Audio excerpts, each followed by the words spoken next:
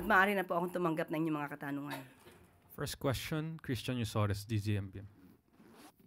Good afternoon po, Yusek. Na-inform po ba ng BJMP ang Malacanang tungkol po doon sa umano'y makailang beses na pagbisita ni Vice President Sara Duterte sa Camp Bagong Diwa ng 10 oras ng gabi? Ano pong impormasyon yung nakarating sa Malacanang? Sa ngayon ay wala pa po rin na ibibigay sa ating kung anong update patungkol po dyan. At kung meron man pong ganitong instance, siguro po ay alamin po natin mula sa DILG. Tingnan na lang po natin.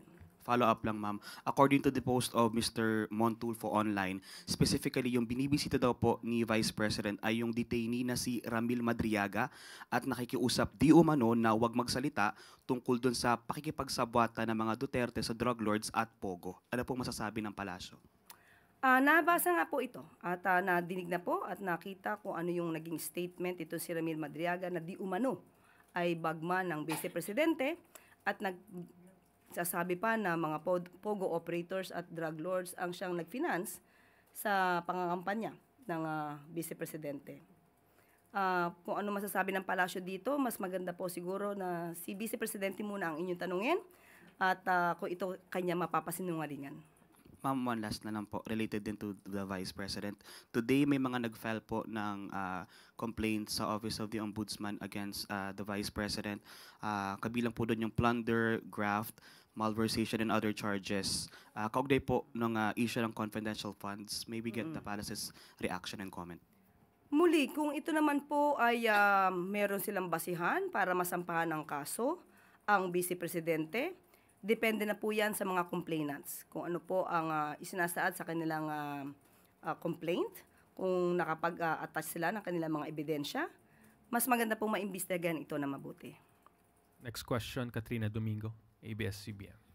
Ma'am, good afternoon. Rappler came out with a report saying that PAGCOR Chairman Al Tenco won about 7.1 billion pesos in government contracts through the Nation Star Development Corporation, which he founded. How does the palace respond to comments that there may be a potential conflict of interest in this case? Sa ating pagkakaalam ay nakapagsabi na rin ang kanyang sagot o nasabi na po ni Chairman Altenco ang sagot sa issue na ito.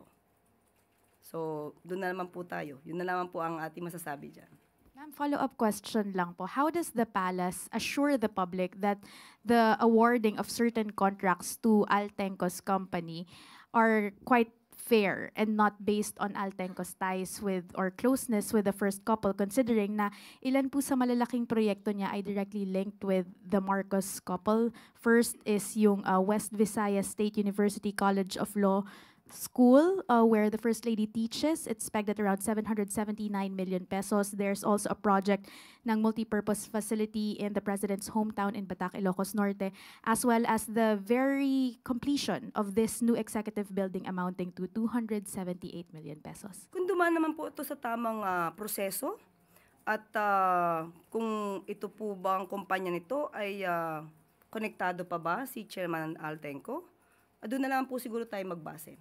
Kung ito naman po ay hindi mako-question ang kalidad ng kanyang pagkakagawa at wala namang masasabing anomalya, doon na lamang po muna tayo dahil mismong si Chairman Altenco na po ang nagsabi na siya'y walang kinalaman dito. Last, ma'am, you see no need to review the contracts considering na what happened with Silver Wolves Construction is also quite similar in the sense na baka may potential conflict of interest. Mas maganda po siguro kung mayroong nagbibintang, magbigay na sila agad ng ebidensya para ma-review po. Next question, Maris Umali, GMA News. Good afternoon, Yusek. Ma'am, critics say that the anti-dynasty bill that was passed by the Speaker, Boji D, and Representative Sandro Marcos falls short of the Constitution's mandate because rather than prohibiting, it just limits. So how does the President respond to these concerns that this version may actually legitimize and not curb political dynasties? Kaya nga po hindi dapat minamadali ang pagsasagawa ng batas. Dapat inaaral. Tamang pagdidebate, tamang pagbibigayan ng kanilang mga suggestion, opinion at saloobin ay dapat nadidinig, hindi minamadali. At sa ating pagkakaalam, kahit ang Senado ay may ibang version Sa House ay up to 4th civil degree. Sa Senado ay up to 2nd civil degree. So mas maganda po na maayos ito, hindi dapat madaliin, para pag ito ay naipasa, walang loopholes, walang gray area.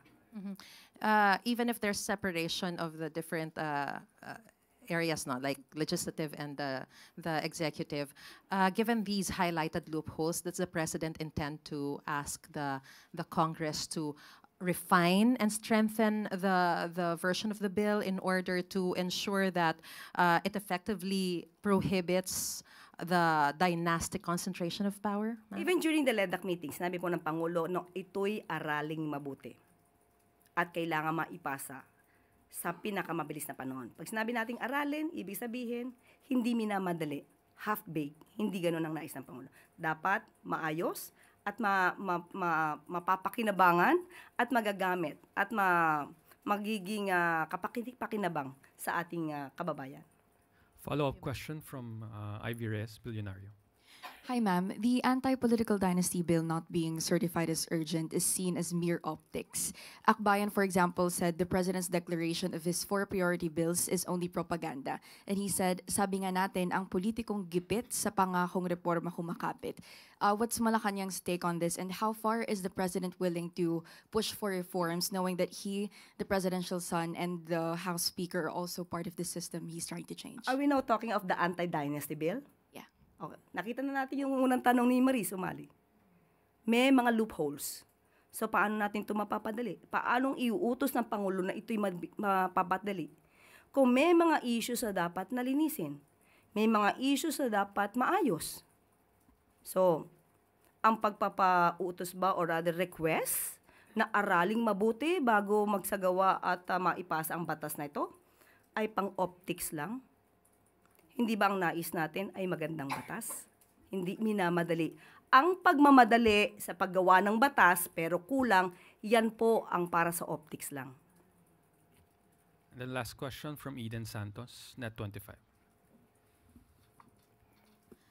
Yung question ko po, Yosek, ay natanong na ni Christian about sa Madriaga. Itanong ko na lang po yung pagbaha po ng mga imported na sibuyas, red and white onion sa mga palengke. Ano po ang pwedeng gawin ng pamahalaan para naman po hindi masaktan ano po yung mga local farmers ng sibuyas natin dito sa bansa. Halos mga imported pong sibuyas ngayon ang nabibili sa mga palengke. Dapat natin munang tignan anong konteksto nito. Dahil kung marami po ngayong supply, ang sibuyas, hindi po ba umaaray tayo? Dahil napakamahal ng kada kilo na sibuyas.